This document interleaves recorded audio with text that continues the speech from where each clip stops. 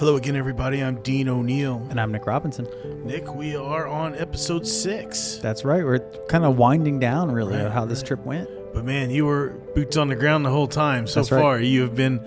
It's been quite a trip, just putting us through where you've been and what you've been doing. So, what's in store for us today? Today we are going to talk about a place called Global Refuge, and we're going to talk about a pastor named John Garland. They're both active in different ways in San Antonio because as this trip has gone on, the podcast we recorded yesterday was our last day in McAllen, and we went north. And I'd like to talk about that experience a little bit as we break into talking about San Antonio. Okay. So after we visited the Baptist Student Ministry, after we went to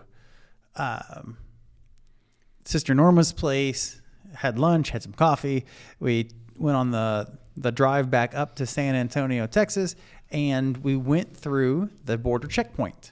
Mm-hmm. So if you're leaving McAllen or one of these border towns between the U.S. and Mexico, you not only go through customs when you're coming into the country in car or foot at the border, but then you get 55 miles north of the border and there's another checkpoint. This is the kind of checkpoint that we talked about where the person who was detained by ICE, she was going through this kind of checkpoint. Sure.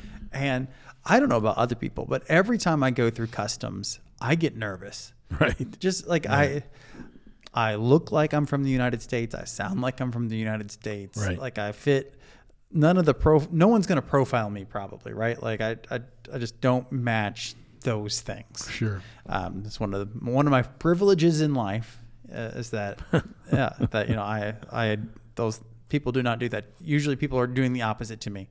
I tell a story sometimes in sermons where one time I was walking around a hospital and I had a tie on, and I asked some people who had scrubs on, "Hey, how do you get to the pre-op area for surgery?"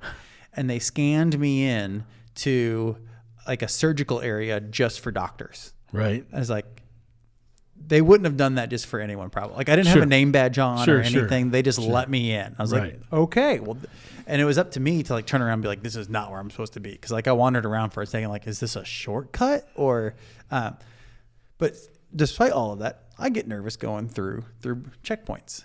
And so we went through the checkpoint. And since there's two white vans and we're together and they're full of people, they say, okay, you guys are going to pull over here into bays 4 and then we're going to talk to you. And it's like, okay, like, and they had prepared us for this. Like they might have us all get out of the vans. They might check, you don't need your passport, but they might check your IDs and things. Mm-hmm. They might search through our luggage to see what we have. And so I didn't. And these are Americans. Oh yeah, this is you're in America. You are 55 miles north. Yeah, well north of the border, and so they pull us over, and then at our van, we didn't pull into exactly the right bay. So I was like, oh man, now we're gonna be in trouble because we didn't pull in exactly the right spot because they wanted us both cars to go into one place and there wasn't really room, and so it was very confusing. I was so glad I was not driving. And then like these 3 guys in vests and like with weapons and things, they walk over and they start looking in the car and giving us that kind of like that look around like, who are you guys? What are you doing? And they seem judging automatically judging. They seem suspicious, but also bored. Like they're showing up and they're like, I don't know. And so they ended up just asking us if we're all citizens, and we all just say yes. And then they let us go. And so we just kind of pull on through and go on out. It was a strangely nerve-wracking experience for a group of U.S. citizens to do. And I think most people in the United States don't know that exists, that like once you cross the border there, come through the port of entry, as they call it, eventually you go through this checkpoint later too. And I'm thinking if there were 2 of us in a car, we probably would have been able just to go on through or something. But there's dogs around, there's extra cameras around, and it's just, you feel like a criminal just driving through there. I did a short little story. I did some news down in Haiti when there was an earthquake, and I won't get into what happened, but my passport was taken for a little bit for certain reasons, and ever since that situation, when I give my passport, I always get searched. I looked at the passport and always looked at the passport to see if, and there was a situation, but that's neither here nor there. Somebody flagged you for something. Exactly. And I'll tell you the story off, Mike, but anyway, but you're right. It gets every time, man. It's like, they have mine for just a little bit longer, or they Well, it's like I go, I vacationed I've been fortunate enough to vacation in Europe a few times, and I'm like, I just don't want to buy souvenirs because I don't want to have to write down things that I'm declaring bringing back into the country, right? Because I'm afraid they're going to do something to me about it. So I'm just like, I don't want souvenirs. I would just burn all my clothes in Europe if it made it easier to come back into the United States, right? And maybe that's just me, but I don't think that's a unique experience. People in general do not like it. Really isn't. It's when everybody is treated the same way. Nobody's better than anybody else. So this doesn't happen at the checkpoint, but at the points of entry, if you get global entry, right, you can cut the line and you can just walk on through a lot of the time. Right, yeah. So I'm just like, well, should I buy that? I don't leave the country very often, but it's good for 5 years. It might be worth it. So you get through the checkpoint. Yes, yeah. So we go back to San Antonio, get up to San Antonio, spend the night again, and then we get up the next day, and we go to a place called Global Refuge, which is a Lutheran ministry that deals with helps people who are refugees. So when we start talking about immigration, there are a lot of different ways that people enter the country. And I'm not talking about boats and trains and swimming across rivers. I'm talking a lot of different statuses that a person might have as they come into the country. They might be completely undocumented, crossing, without detection. Sure. They might be coming in seeking asylum. They might be refugees. They might be coming in under a work visa or a student visa, or all these different kinds of ways. Global Refugee works largely with refugees. Refugees are a very specific and special category, and you've been pre-vetted on your way over to the country. You may have waited for a long time in a camp somewhere else to be able to come into the country. It could be years, could be decades. Adapting to life in a camp before you come back, before you enter the country you're seeking to be in. And I think I know where you're going with this. And just so just to kind of give it a comparison, when Afghanistan was when everybody came out of Afghanistan, there were some refugees. They were actually even here at Atterbury, and maybe still are. So yes, this is what we're talking about. Yeah, and that's what this group largely works with Afghan refugees. San Antonio has an Afghani population, right? So there's a lot of people coming there, and so their job is to help support people, and they get funds from the U.S. government to do this, to adapt to the culture, learn how to navigate the systems that are here, and get connected to the resources that you need. So these are people.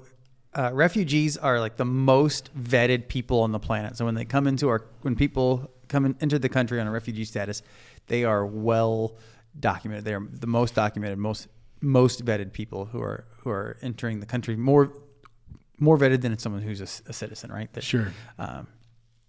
And it's interesting. You go to this place called Global Refuge, and it used to be called Lutheran Refugee Ministries or something like that, or services or something.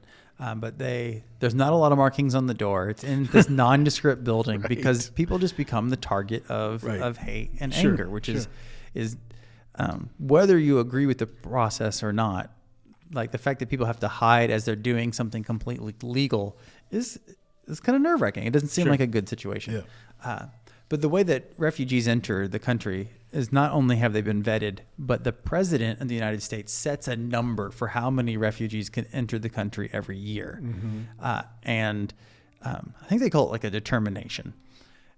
So different presidents have set different numbers up and down and all kinds of different things. And, if there's a war in a place like Afghanistan where people from there have been helping us, you're like, okay, we need to bump up the number this year because we have all these people who have been helping us that are now in danger because they helped us.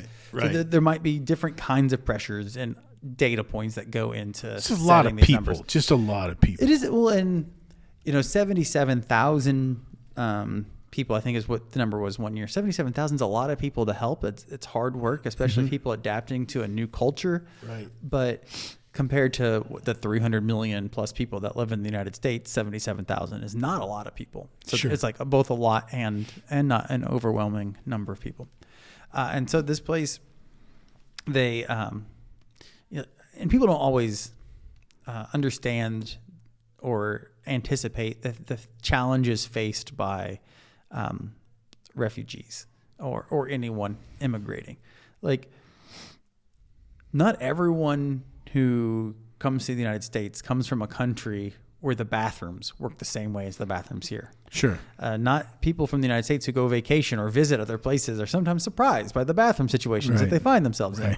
And so, like, even something as basic as using the bathroom, Right. is you might need help from somebody showing you how Sure. it works there. Sure. And so there's employment services, there's things to help people get driver's license, there's just like case management for people who are new arrivals in the United States. They have a small staff of people making it happen. And they don't necessarily know what the future holds for them either, as different determination numbers are set. Okay. Another group of people who entered the country are asylum seekers. And one of the interesting things that have happened is sometimes, for a while, it was if you entered into the country and you wanted to stay and you had come in an undocumented way, you would run away from Border Patrol or ICE.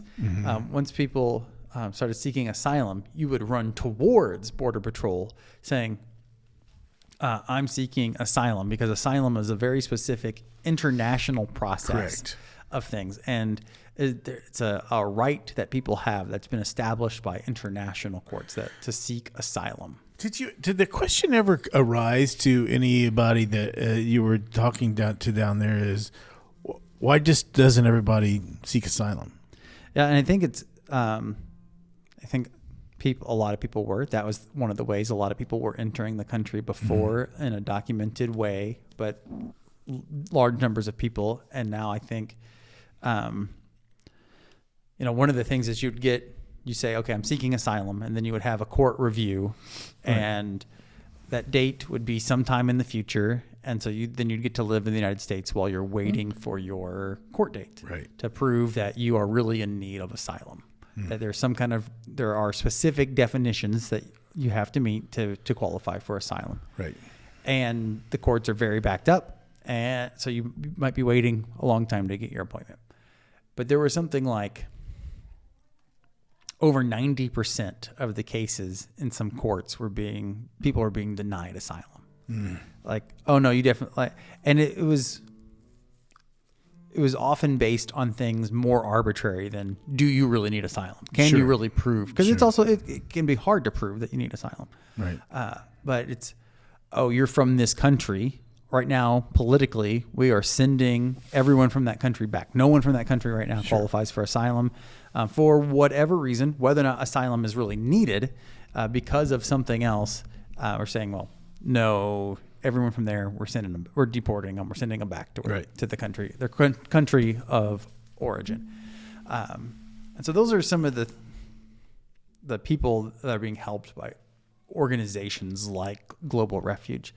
There's a place in Indiana that does refugee resettlement services as well, and they have been in the news here lately because there's some legal battles going on because of things. And one of the things that you pick up on, that I picked up on, the people who are on the ground helping people are passionate about helping people.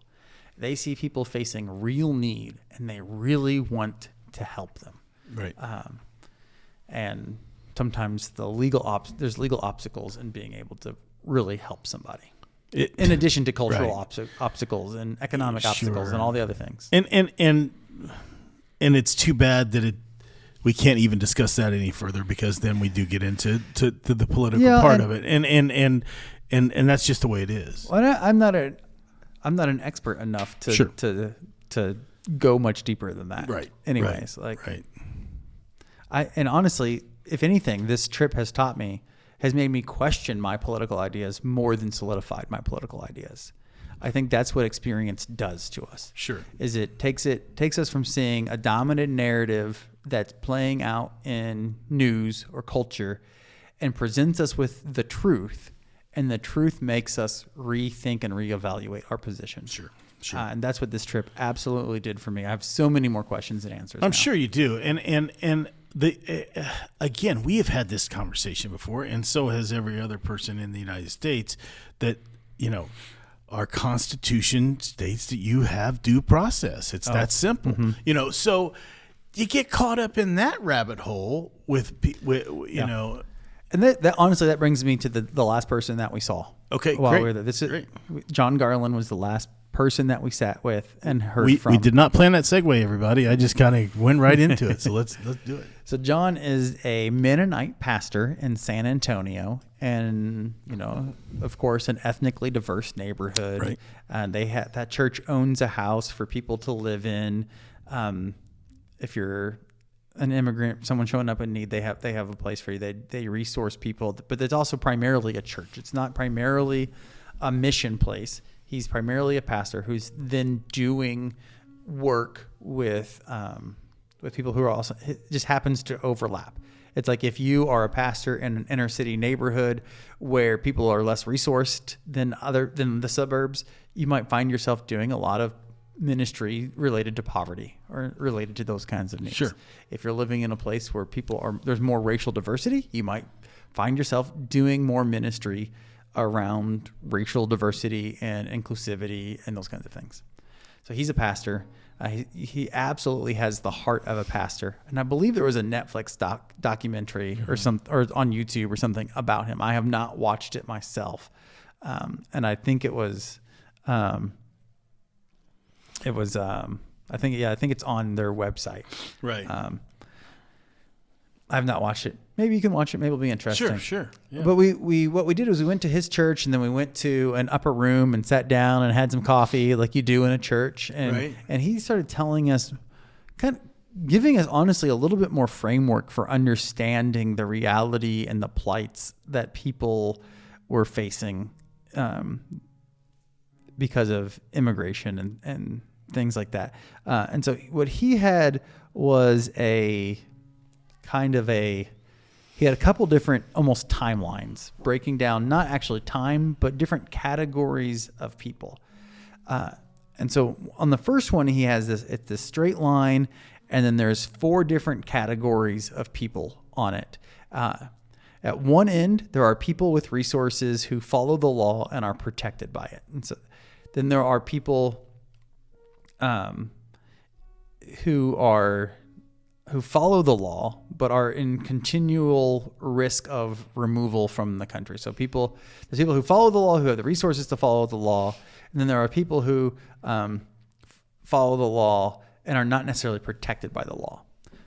Then there are people who are unauthorized in the country without documentation, and there are people who break the law because they're here undocumented, and maybe they're working because they need to work, and maybe they're not legally able to work, but they would follow the law if they could. If they're not doing anything intentionally bad, like they might be working when they're not allowed to work, but they need to work, right? Right. They're not going. They're not robbing banks. Right. They're not selling drugs. They're not selling drugs. They're not. They're being citizens, but they're undocumented. Yeah. And then there's a category of people who break the law intentionally. At what point this is a question that I'm rhetorically, I guess. At what point do you call them undocumented, and at what point do you call them illegal? That's the thing. And that's one of the things that's become political. Yes. You call them illegal because if everyone who is here is illegally, then they're automatically a criminal. Then you can say, well, we'll deport the criminals. Right. Or, well, actually, everyone who's undocumented is a criminal, so we will undocument everyone. It's just so and then there are up. people who say things like, people are not illegal. Right. And so what they are is that they're undocumented. Some people point out that to be here undocumented is a civil crime, not the other kind of crime. Sure. And so there's a lot in there. I've been using the word undocumented as much as possible because I think it just recognizes the personhood of the person. And when you call someone illegal, I think you're erasing their story. Sure. So, No, and please so on, move on. Yeah. so on his category, the people who follow the law and are protected by the law are a pretty small category. The people who break the law intentionally and are here illegally, undocumented, is a pretty small category. And then there's this big section in the middle where there's people who follow the law, but the law may not be protecting them, even though they're here legally in a documented fashion. And there's people here who would follow the law if they could, and they're unauthorized. That section for immigrants is really, really, really big. And then he talks too about this ladder of relationship with the law, because he talks about there's this gravity to it. And we can see this with people in everyday life. If you break a law, a serious law, that might make your life more difficult, right? So if someone commits a felony, is arrested and convicted of a felony, that greatly impacts the ways that they can work, the jobs that they can have. Exactly. Right? And so anytime you have if you break the law and you're an immigrant, or if you break the law and you're poor, or if you break the law and you're a minority, some of these consequences get multiplied for you. It's even harder for you to recover from some of these things. Right. And sometimes these are bad things that no one's trying to explain away, but some of them are also things like, I don't know. It seems like some people get a DUI and it doesn't affect their life, and some people get one and it ruins their life. Right. And there's different factors that go into that. Sure. And so he talks about there's this gravity, this pull down. Like, it's hard to go from being an undocumented person to an undocumented person to someone who's protected by the law. It's hard to increase your protection and become more documented and more legal. Sure. But it's really easy to kind of go down the slide the other direction. Right. The bad things kind of compound quickly. And so he just wanted to point that out. You start to us. out that way. Yeah. I mean, you could start out with, bad things, When you talk about that, what comes to mind with me is you've got a Hispanic person that wants to come to America to make more money because the economics and the poverty in that country is bad. Just like we said number one, you were talking about the president of Mexico. He's trying to retain. He's trying to make Mexico better to be retained in. But until that happens, they're coming over behind the eight ball to begin with. Well, and the current president of Mexico is a woman too. Right. Sorry. It's okay. Whatever. Yeah, and so there's economic forces that are pushing people too. Right. That's my point. Yeah, absolutely. Yeah. So then he goes on too, and he talks about how many people are here, perhaps, that we think are here in each of these categories. So there's the people who are here illegally and doing bad, illegal things like drug traffickers, human traffickers. He doesn't put a number on it, but it's a relatively small number of people. Then he says undocumented families, so people who are here undocumented or illegal, depending on the words that you like, maybe 10 plus million people. Mm-hmm. Then he talks about asylum seekers, so the people who have come into the country and said, I'm seeking asylum because it's not safe for me in my country. He says there's 3+ million people there. And so on here, one of the realities too is that the law is moving. So what might be legal one day may not be legal another day for your immigration status. We talked about that with the woman who had been detained by ICE, right? Sure. So we have a concrete story of that happening to somebody. And so asylum seekers sit right on that line of the law. And so if it moves one way or the other, they could quickly go from being here in a legal way to being here in an illegal way. They would actually still be documented either way. Mm-hmm. And then further down the kind of the legal side of the branch, he says that the DACA people, there's about 700,000 DACA people here. And then legal permanent residents with green cards or refugees, there's like 14+ million people. So all totaled, there's like 30 million people on this chart. 10+ million are undocumented. 3 million are asylum seekers who have this really vulnerable place, depending on where the law is, whether they're here legally or not. Mm-hmm. And then there's 14+ million green card refugee holders. So And then there's the people selling drugs and selling humans that everyone agrees is bad. Right. I mean, where do you go? I mean, what do you do? I mean, what's that had to be some intense conversation. Yeah, it was. And one of the things that was interesting is that some of the emotion is there, but it's also more factual. These are immigration statuses. You can't tell the story of 14 million people at one time. You can't tell the story of 8 million people at one time. And so I'm a big believer that the magnitude of a problem often matters.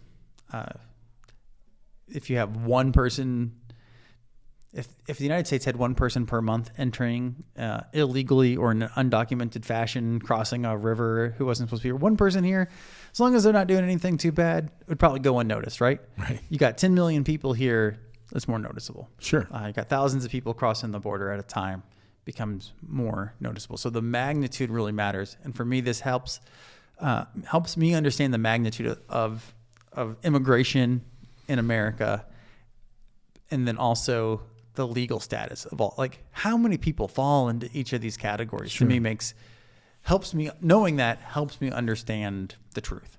So just really, it's helpful and useful. Well, it sounds like that the study trip was set up in a way to where you gradually understand what's going on with immigration. They don't put you up to the front. You know, it was planned for you to meet John Garland on this day because you've already done 4 things each other day. So. And he's a church pastor. Sure. And so that position is most relatable to all the people who are on this trip, Right. because most of us are church pastors, people with pastors' hearts that want to help people and do good, and understand the reality on the ground. Well, I would like to commend you for this episode because there's so many roads we could have went down and ended up, talking about many different things. But again, it's what you witnessed and what you saw. You met a man who's deep in it, and made you understand, and you're trying to make us understand.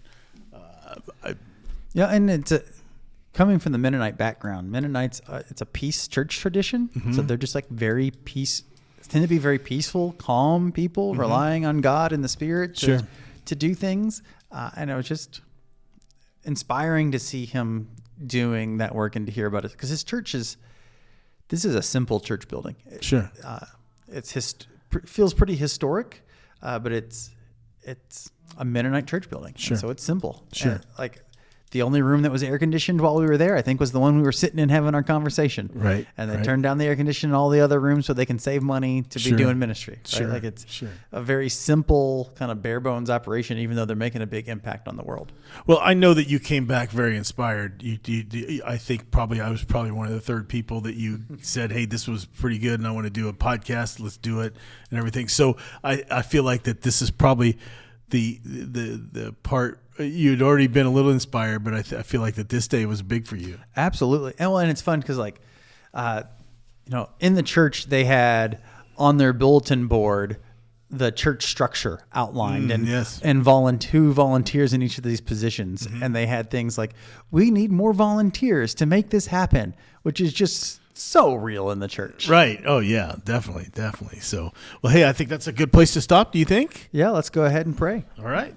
God, we pray for the church's witness, that the church, through refugee services or through just churches in communities, can be part of addressing real needs in people's lives. God, help us to see our neighbors, to listen to their stories, and to love them. We ask all this in Jesus' name. Amen. For Nick Robinson, I'm Dean O'Neill, and you've been on the ground at the border.